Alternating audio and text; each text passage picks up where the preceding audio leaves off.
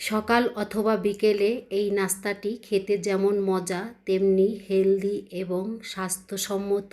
এই নাস্তার রেসিপিটি এখানে আমি হাফ কাপের চেয়ে একটু বেশি সুজি নিয়েছি আর হাফ কাপ পরিমাণ আমি টক দই দিয়েছি। 1 টেবিল চামচ পরিমাণ আমি এখানে ময়দা ব্যবহার করেছি। পরিমাণ মতন লবণ দিয়ে দিচ্ছি আর দিয়ে দিব 4 চামচের 1.5 চামচ পরিমাণ এখানে চিনি। এখন আমি সব উপকরণগুলো ভালো করে মিশিয়ে নিব। আসসালামু আলাইকুম ভাই বোনেরা, কেমন আছেন? আশা করি যে যার অবস্থানে বসে এই ভিডিওটা দেখছেন সবাই অনেক বেশি ভালো আছেন। আলহামদুলিল্লাহ, আমরাও বেশ ভালোই আছি আপনাদের দোয়া এবং ভালোবাসায়। প্রথমে টক দইয়ের সাথে উপকরণগুলো ভালো করে মিশিয়ে নিয়েছি। এখন আমি পানি দিয়ে দিব আর পানিটা আমি অল্প করেই প্রথমে দিব, তারপরে ভালো করে মিশানোর পরে যদি মনে হয় এখানে পানির প্রয়োজন আছে তখন আমি পানি দিব। তা চামচের সাহায্যে ভালো করে মিশিয়ে নিচ্ছি।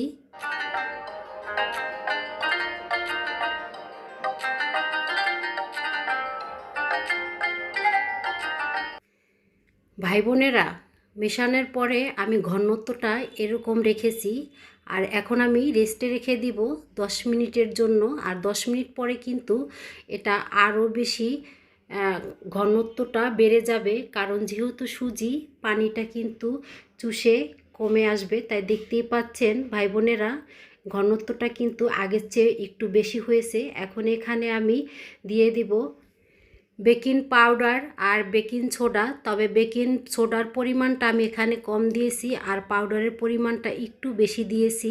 সামান্য একটু পানি দিয়ে দিব উপরে, এতে করে খুব তাড়াতাড়ি মিশে যাবে আর দলা পেকে যাবে না।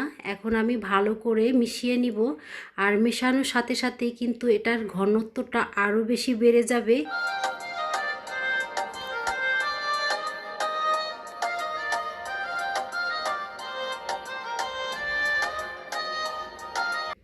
টিফিন রেসিপিটি বানানোর জন্য আমি এখানে বাটি নিয়েছি 4টা।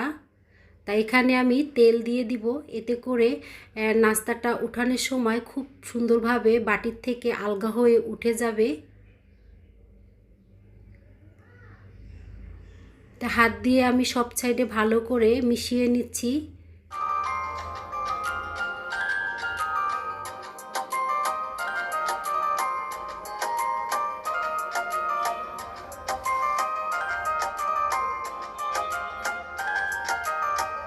তেল মাখানো বাটিতে আমি অল্প অল্প করে বেটার দিয়ে দিচ্ছি আর এখানে আমি বাটি ভরে দিব না, 4টা বাটিতে আমি সমান করে বেটারগুলো দিয়ে দিব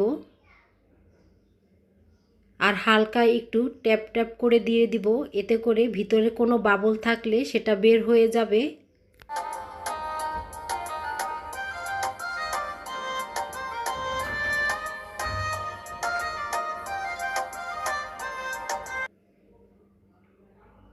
অফ ক্যামেরায় আমি পাতিলাতে পানি দিয়েছি, মাছ বরাবর একটা স্ট্যান্ড বসিয়ে দিয়েছি। এখন আমি বাটিগুলো দিয়ে দিব আর 6 থেকে 7 মিনিটে আমি এই নাস্তাটাকে ভাপিয়ে নিব, এতে করেই নাস্তাটা হয়ে যাবে।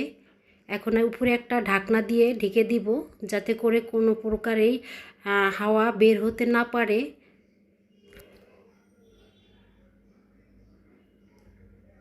তো ছাঁচনিকের কাঠি দিয়ে চেক করে নিলাম, হয়ে গেছে। এখন আমি বাটির থেকে উঠায় নিব আর পুরোপুরি ঠান্ডা হয়ে গেছে তারপরেই উঠায় নিতে হবে, কারণ গরম অবস্থায় দেখা যায় বাটির থেকে অনেক সময় উঠতে চায় না, আবার ভেঙেও যেতে চায়। তাই দেখতেই পাচ্ছেন ভাই বোনেরা, নাস্তাটা কিন্তু অনেক নরম হয়েছে আর খেতেও কিন্তু অনেক বেশি মজা। সম্পূর্ণ তেলবিহীন হেলদি টেস্টি এই নাস্তাটা আপনি চাইলে 10 মিনিটেই বানিয়ে খেতে পারেন। যারা ডায়েটিংয়ে আছেন তারাও কিন্তু এই নাস্তাটা বানিয়ে খেতে পারেন, খেতে কিন্তু দারুণ, অনেক বেশি মজা।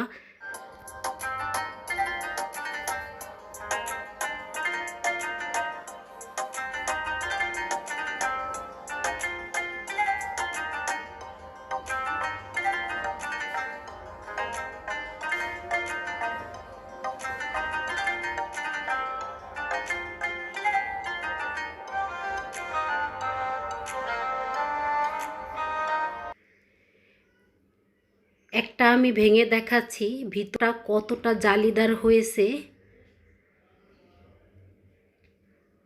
আজকের এই রেসিপিটি যদি আপনাদের কাছে ভালো লেগে থাকে প্লিজ ভাই বোনেরা একটা লাইক দিয়ে দিবেন। আর রেসিপিটি ভালো লাগলে বাসায় একবার ট্রাই করে দেখতে পারেন, খেতে কিন্তু অনেক বেশি মজা। আসসালামু আলাইকুম, আবার দেখা হবে নতুন একটা রেসিপিতে।